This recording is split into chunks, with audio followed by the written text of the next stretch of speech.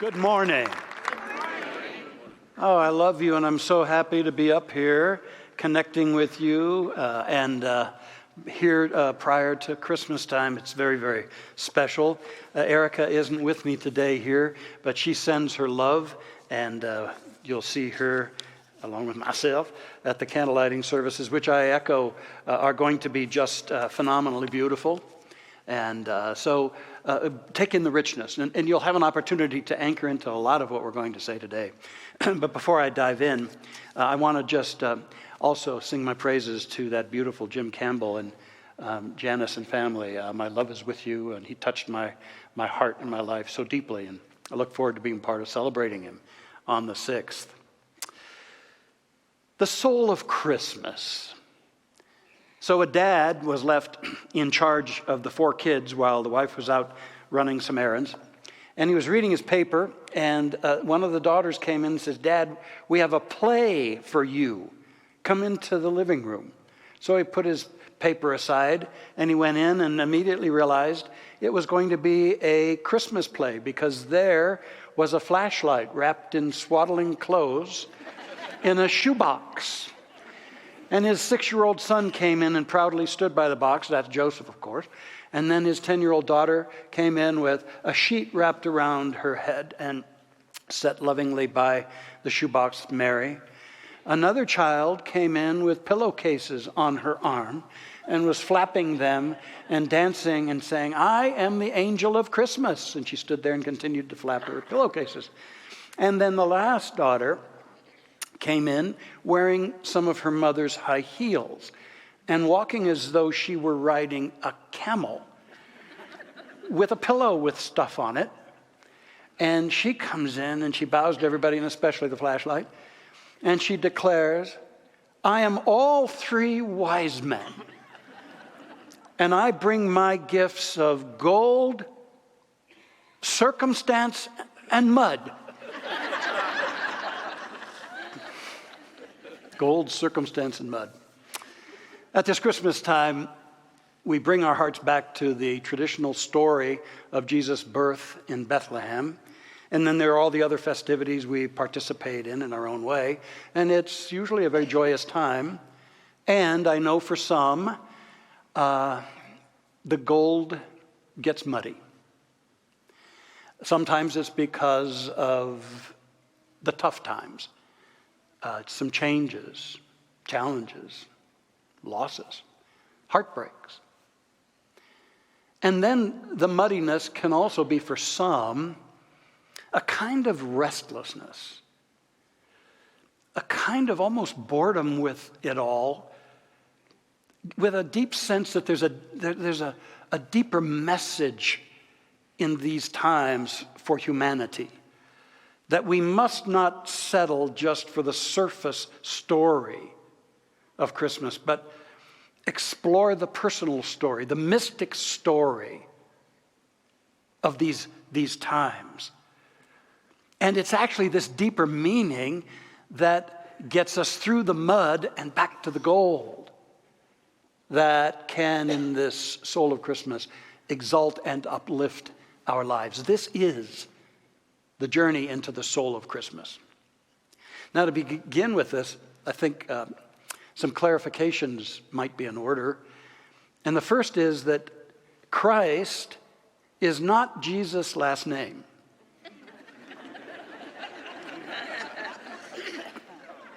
It was a title of ultimate esteem given him, and of course, well-deserved. Matthew Fox, a former priest and theologian and author, he writes, "The name Christ means anointed, the anointed one." And then he adds, "All of us are anointed ones.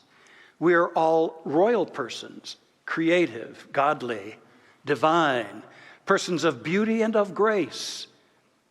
We are all called to radiate the divine presence to one another, with one another, and from one another." And I love that. So as we imagine the coming forth of creation, The divine so loved what it was going to do that it placed at the heart of every aspect of its creation a perfect pattern. The God-ordained perfect pattern of whatever that thing is and would be. Out of this divine love was placed the Christ, the ultimate of that expression, at the heart of it, at the center of it. This Christmas time, I invite you into that realization that no matter what you think of yourself, what personal identity you've woven over the years, placed at the center of your being is a God-inspired divine idea that will have its way at some point. It's your deepest truth. It is that Christ aspect of you. And our great good and growth in life come forth from realizing there's more to us than we have discovered yet. Jesus made this great discovery. No doubt in the lost years, he went deep.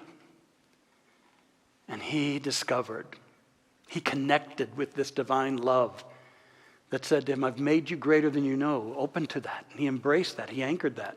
And he moved into that Christ arena, that Christ energy.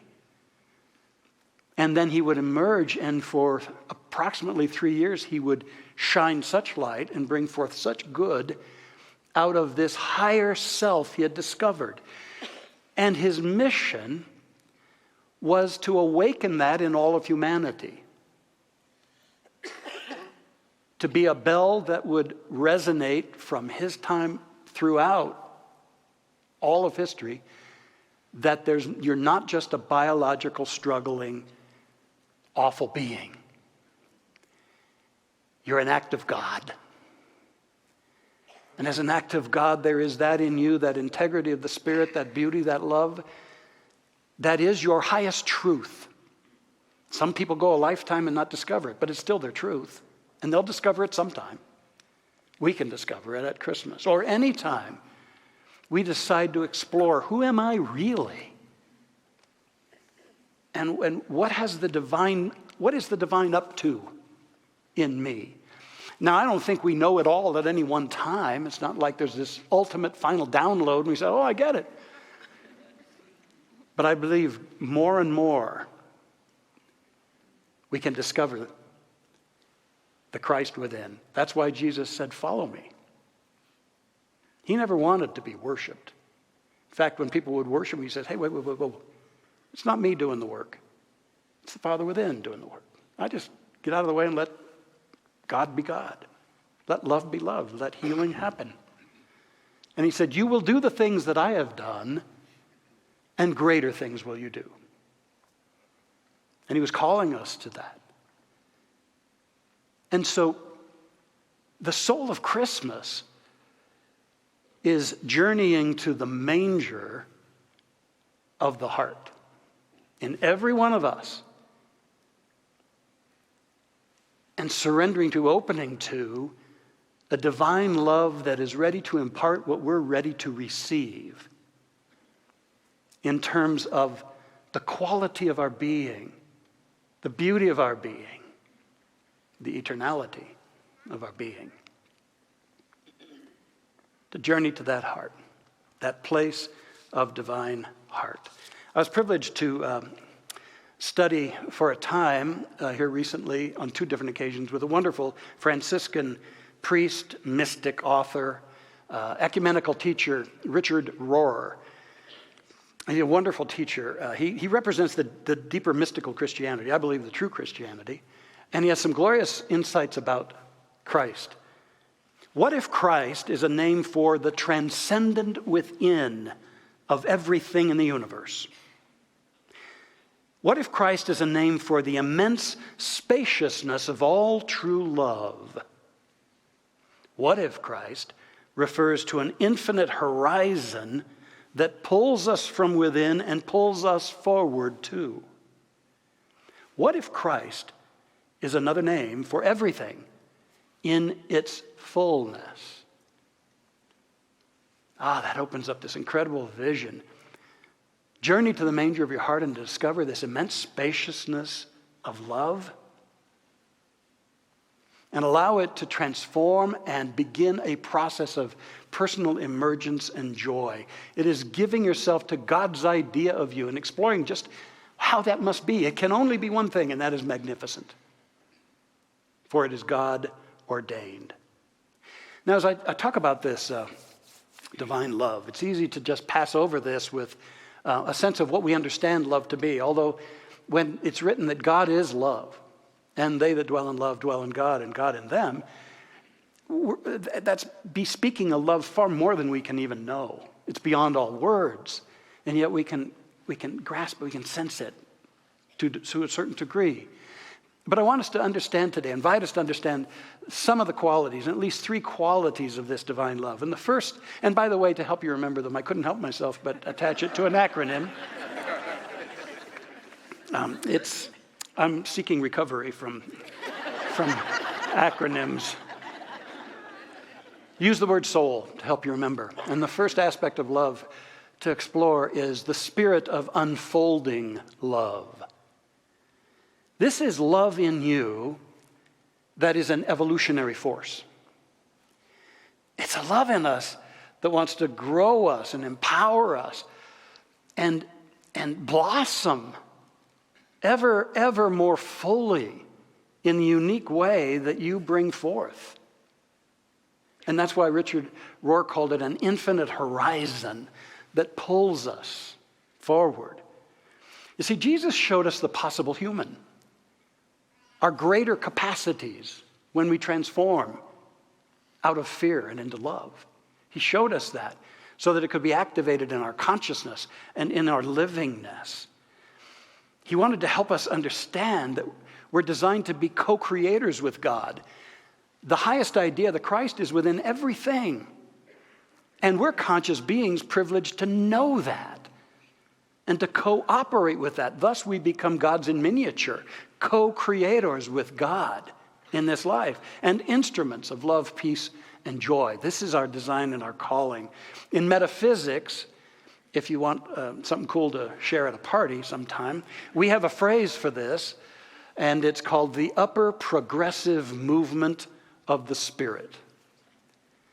That there's an upper progressive movement within us, and it is born of the love that has brought us forth. But here's the challenge. So very often we orchestrate our lives to be alienated to this newness, this progress, to fear the changes that could bless us, actually, to fear the changes that could reveal more of our possibilities. And so we stay stuck, riveted to what is, especially our habits of thought and behavior. In this chapter in my life, I have, over the past years, been asked to consult with certain smaller churches and centers in our movement.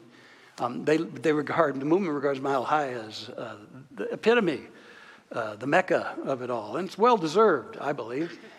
But they called and they said, we'd like to grow. Come help us with that. And so I meet with ministers and boards and committees and teams, and we do visioning for them. What's seeking to come forth in that center? And I talk about what I know works and what maybe they want to consider that doesn't work. And ultimately they create, and I just don't do it all for them, but they create a program that can expand their ministry and attract more people who are seeking it. The interesting thing is that there's an initial burst of activity and some progress. Interesting, though, in the cases I've worked with thus far, it falters and it doesn't happen. And it pretty much returns to what was. And that's okay. They go back to playing small church. And if that serves them and their community, that's beautiful. But what it teaches us, you see, because in many cases they say they want to grow, but at a subconscious level, collectively, they don't want anything to change. We want to grow and get bigger, but we don't want to change. We want to keep our tribe kind of the way it is. We don't, and the reason I share that is because we do that individually. We want to grow. We imagine what could be, as long as we don't have to change things. As long as I don't have to take any risks or get uncomfortable. And this is incongruent with this unfolding love energy in us. And so we block it for a time. The energy of love in you will not take over your sacred choice. It'll wait until you choose. And oftentimes that's a bit of a wait. But it's all in divine order. You see, we are called to trust this unfolding love within us. And we begin it by asking ourselves very honestly, what's it high time to release that's obsolete in my thinking and in my behaviors and my dream? What's time to release? And then equally courageously to ask, what's it time to embrace that I've been afraid? Steps of going forward in my life. What's it time to embrace? And what limitations am I finally willing to accept are not law for me, but that I can go forward? How can I let my heart write a new and a higher story for me?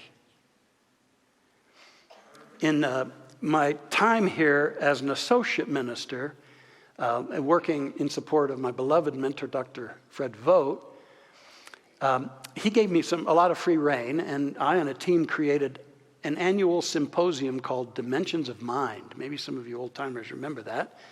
And we did 8 of them.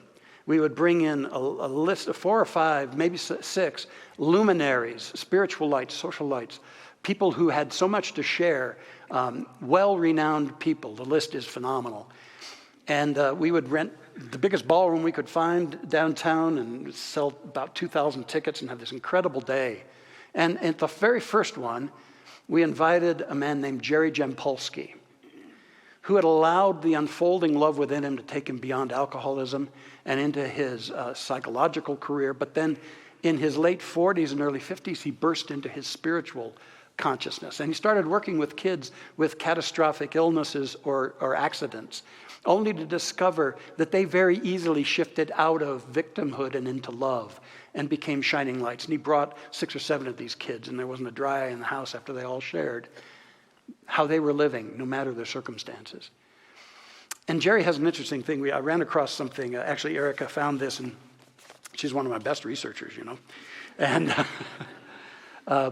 he writes this: when I was 54 years old, I embarked on a miraculous journey that began with the publication of my first book, Love is Letting Go of Fear. A phenomenal book, by the way. In fact, in many respects, it was a miracle the book was ever written at all. Dyslexic since childhood, I entered the University of California at Berkeley in 1943, knowing that a dumbbell English course was in my immediate future. I struggled through it and received a D. And on the final day of class, my professor said to me, Jampolsky, I don't know what you're going to do in life, but for God's sakes, don't ever try to write a book. I was 50 years old before I decided to no longer give my power away to other people's judgments about my limitations and do what I had been told was impossible and write a book. I am still in awe that this little book has sold millions of copies and been translated into dozens of languages. Miraculous? Absolutely. But that's the miraculous power of the unfolding love at the center of every one of us. So what has been said about you that you bought into and agreed with? Maybe it's time at Christmas. Let that go and see what the higher design has in store and reverse those laws.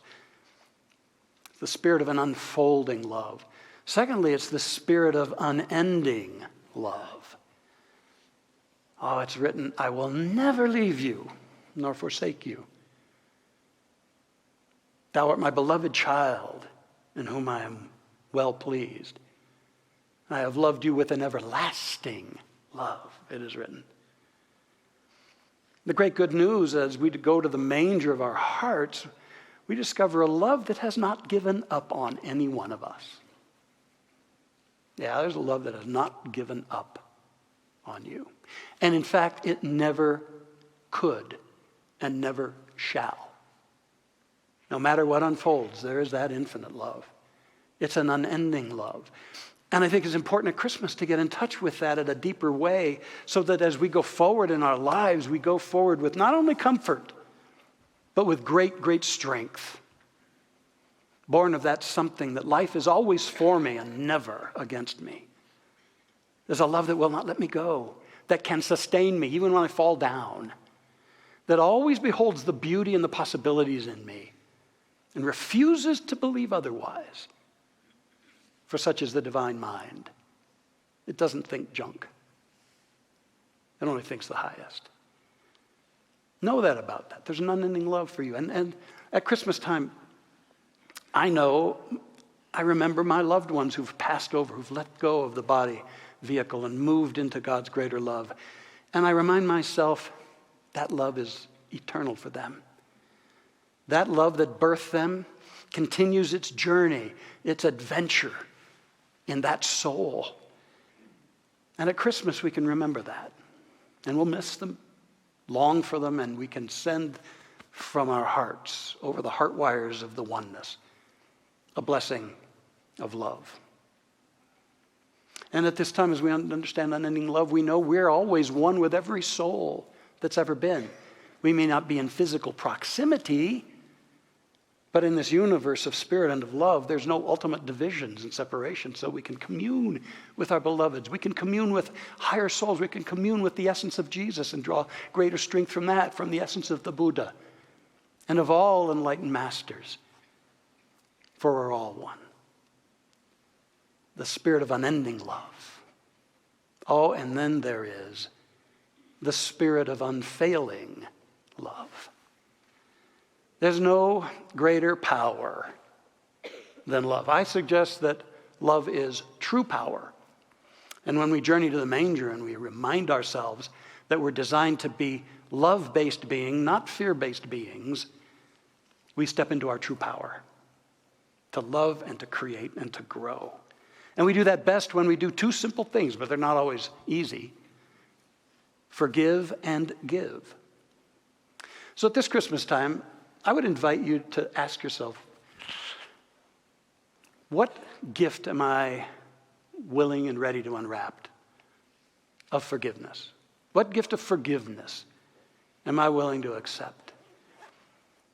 Am I ready to be untethered to a hurt and to the past? And am I willing to embrace this opportunity to let it go? Remembering that love in me whispers to me, nothing anyone ever said or did ever had the power to diminish you, the real you. Know that. Stand strong in that love. Stand strong in who you are and release that you might be free, able to soar and do what you're called to do. Now listen, if Nelson Mandela could do it, we can. Nelson Mandela was a lawyer. He was working to overturn apartheid in South Africa, but he was tossed in prison. He stayed in prison for 26 years, separated from his family, 26 years of hard labor. Imagine that. Until finally the forces at work saw to the crumbling of apartheid, and he and the others that had been captivated were released. But as he was move forth from that prison, he said these words: as I walked out of the door toward the gate that would lead to my freedom, I knew that if I didn't leave my bitterness behind, I'd still be in prison. Let's get out of our prisons of hurt and resentment. What a beautiful, energetic time to do that. Jerry Jampolsky adds, forgiveness is a relinquishing of an unhelpful train of thought, an inner correction that lightens the heart. Forgiving. And then that prepares us to give of this love energy, to give of that which we're designed to be as instruments of love, peace, and joy. And it's unfailing one way or another as we give. It spreads blessings in so many ways, blessings of healing, upliftment, support. A couple of decades ago, I was given a true story, an article on a true story. I've shared it on occasion, and I just cannot not share it with you. It's a Christmas story, a true story about a 10-year-old girl who was walking home with her friend. And the two of the girls were skipping along and sliding a little on the ice and having a good time talking about what they wanted for Christmas. And they came across a yard with a sadly unpainted, withering old fence. And in the yard was a man named Harry. They'd seen him before and occasionally talked to him. Harry was on his knees. He was pulling weeds around a big oak tree. And they asked him what he was doing. And Harry said to them, "You know, my wife passed away several years before." And his eyes brimmed with tears. And he said, "She loved her yard and her trees. So I do this for her at Christmas. It's a way I can give to her." And the girls just heard that, and they saw his frayed, ragged woolen coat and his gloves. His fingers were sticking out of the ends of them. They were so old. They were turning blue. And they couldn't help themselves. They went through that gate and they got on their knees too with him, and they helped him weed around all those trees, spent most of the afternoon doing that. And then at the end of that, when they were done, Harry pressed a quarter in each of their palms. And he said, "I wish I could pay you more, but that's all I've got. That's all I got." Well, the girls went home, and that quarter started to burn a hole in the hearts of one of the girls. And she called her friend. She said, "Let's get a present for Harry." And so they got a jar, and they put a label on it, "Harry's Christmas present." And they both put those quarters in there, and then they started pestering their family and their parents to do odd jobs to earn a little money, and went to their neighbors and did the same. And they got some quarters and nickels and dimes and a few dollar bills, and they kept putting it in there. And it was about 2 days before Christmas, and they opened it up and counted it. And they had a little bit of money there, so they went to the store and went shopping, and they found this beautiful pair of warm leather gloves. And they had enough money to buy a card also. So they went home and they wrapped it in pretty paper. And then on Christmas Eve, they took that card and that gift and a still warm out of the oven pumpkin pie. And they knocked on Harry's door. And he opened, and they started singing a Christmas carol. And when they were done, they proudly handed him the present and the card and the pie. And he set the pie aside and read the card, and they're scrawling, and his eyes began to well up. And then he tore up that paper, and there were those gloves. And to their astonishment, he held those gloves up to his eyes, and he wept. He sobbed.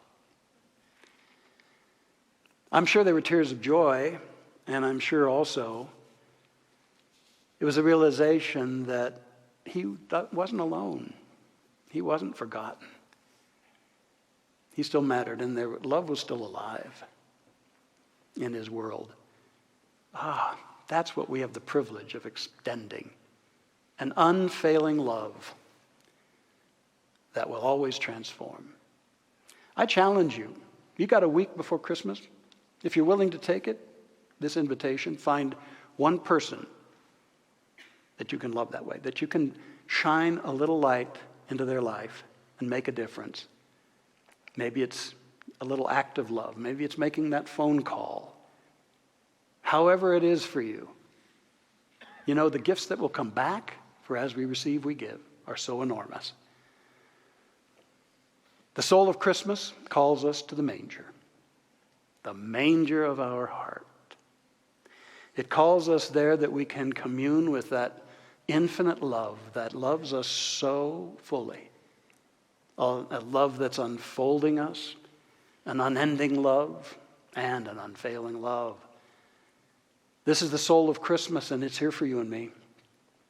This is what it's really all about. Make it your opportunity, and you'll find yourself in possession of the gold again. Let's share a prayer together.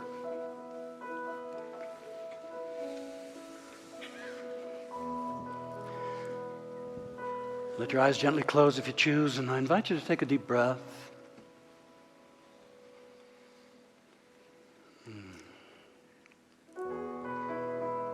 And with another deep breath, I invite you to shift your attention to your heart center, right at the center of your chest. Mine is very warm right now. By your attention, sense that your heart is quickening, and you can trust it. Don't fear it. Surrender to it. Let your heart warm. Oh, let your heart warm.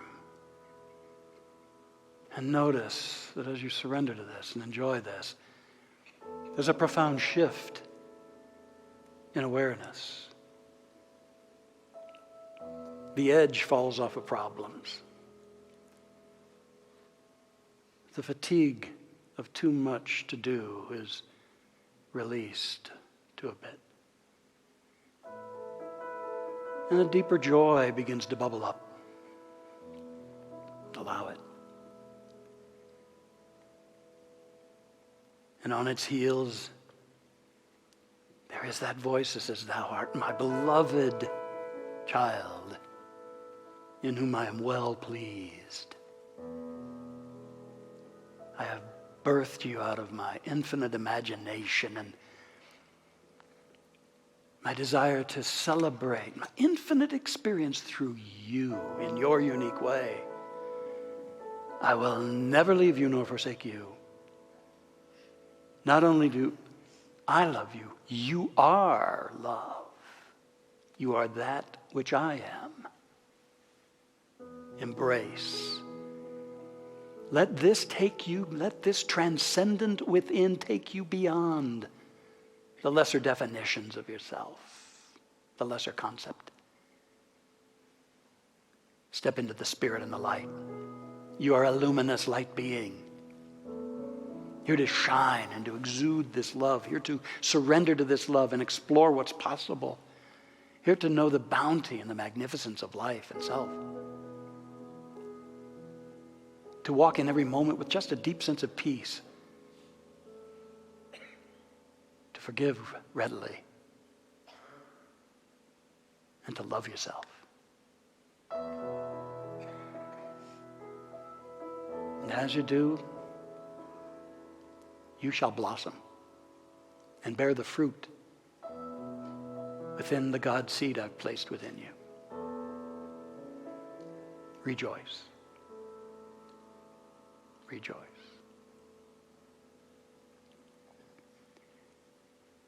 And I affirm and know that this healing consciousness blesses us deeply, opens us to our greater yet to be. I know it blesses those who have gone before us into the higher dimensions. And I know it is our gift in consciousness to a growing realization that God's way is peace upon this earth. So accept the coming forth of greater and greater peace, the healing of strife, wherever it exists. For the ultimate truth is the love that is the divine, infinite and total. We give thanks for this truth. We let our hearts well up in great, great joy and gratitude. For this is the gift of all gifts, ours now and forevermore. May we give thanks. Thank you, precious, precious Spirit. And the inner Christ shines through each of us. We let it be and become, and so it is. Amen.